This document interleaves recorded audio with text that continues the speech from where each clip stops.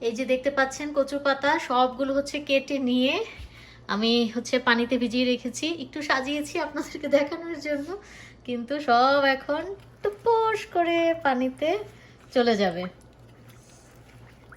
তো ভালো করে ভিজিয়ে রেখে দিব, তারপর হচ্ছে ভালো করে ভিজিয়ে রেখে দিব, এরপর হচ্ছে বেশ কয়েকবার ভালো করে ধুয়ে নিতে হবে। তো এগুলো ধুতে, এগুলো ভিজে থাকুক।